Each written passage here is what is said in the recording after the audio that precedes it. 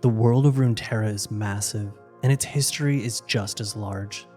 In this series, I'm going to help you learn about its entire history, from the beginning when there was nothing to modern day.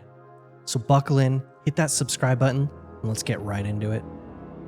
With Helya lost and the Blessed Isles being transformed into the Shadow Isles, the ancient order that was trusted with the responsibility of gathering and protecting Runeterra's most dangerous artifacts would be left in shambles. Struggling to keep the knowledge of these world runes hidden, political tension would follow. The now vast, developing nations would grow unwilling to trust one another with these runes, for fear of being destroyed with them by their rivals. These nations would grow increasingly fearful of each other over time, and a short period of calmness, for fear of mutually assured destruction, would only last a little over a decade. In spite of the Order's best efforts, knowledge of the runes began to spread. Few could even begin to understand their importance or the sheer power held within them, and yet all saw them as weapons that could be turned against their rivals. Ryze and Tyrus, two members of this ancient order, traveled between the various peoples of Valoran, trying to quell paranoia and encourage restraint. But over time, their missions became increasingly precarious, and Ryze could sense his master's growing desperation. Finally, in the territories where Ryze was born, the first cataclysmic blow was struck in what would eventually be known as the Rune Wars.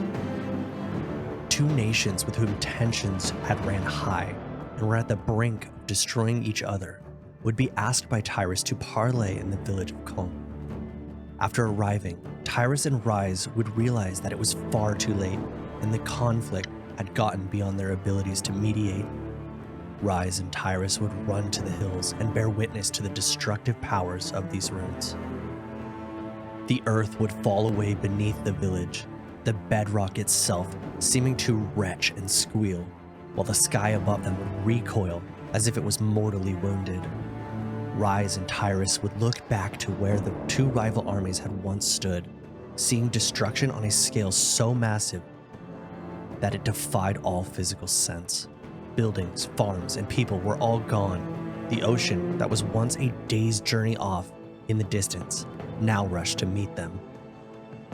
Ryze fell to his knees, staring at the great hole torn into the earth, nothing left of the village he had once called home.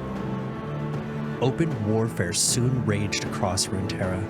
Ryze felt compelled to join the conflict, to pick a side and lend his magical strength to the cause, but Tyrus stayed his hand.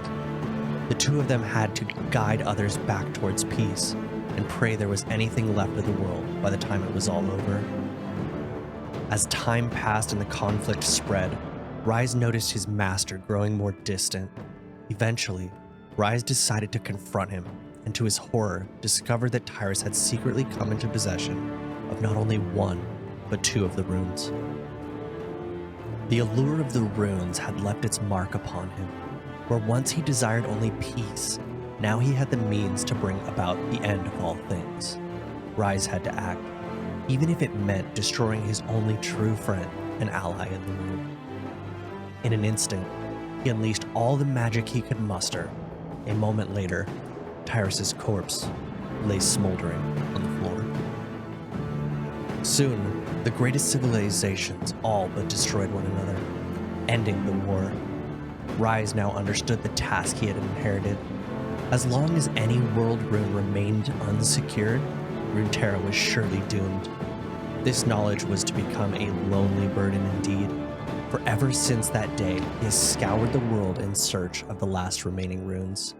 He continues to reject the promise of power within each one, choosing instead to bind them in secret locations, far from prying and greedy eyes.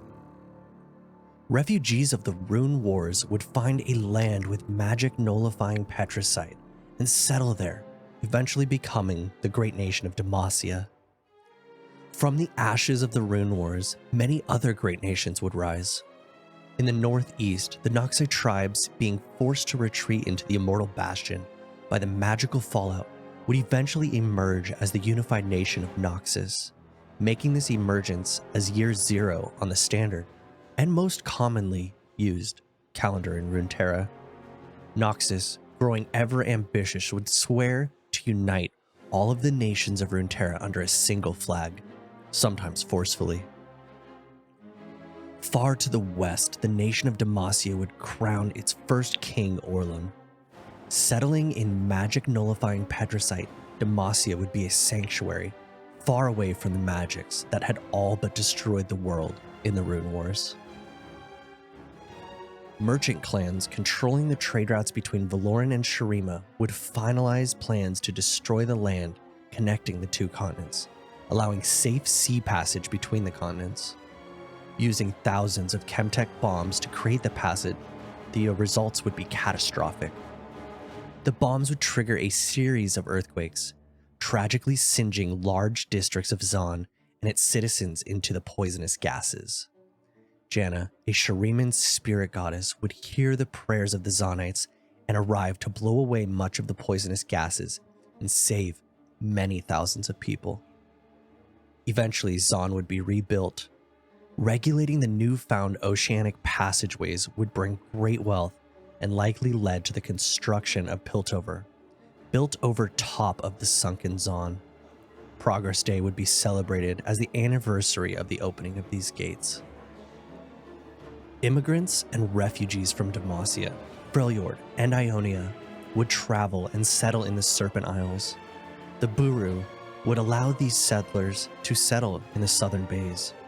This settlement would eventually grow into the bustling port city of Bilgewater. Many wars would be fought from these developing nations and bring us into modern-day Runeterra. Whether it was Noxus conquest being halted by Demacia, or Piltover making giant scientific advancements, bringing us into the modern age, Runeterra would grow and become the world that we know it is today. Many hundreds, if not thousands, of champions would rise and fall over the next 100 years. From the great northern Valoran peaks of the Freljord to the southern Shuriman deserts, all the way to the eastern islands. The world of Runeterra is truly a massive world and spectacle to explore. Thank you for coming along with me on this wild ride as we explore the history of Runeterra. I plan on making future more in-depth videos about different moments in the lore, how they may affect the future of the Riot MMO, and what we can expect when playing the game. If you enjoyed any of this content, or you even made it this far and you're not subscribed yet, just hit that subscribe button, ring the bell, like the video, and as always, my name is Spun, and I will see you in the next videos. Peace.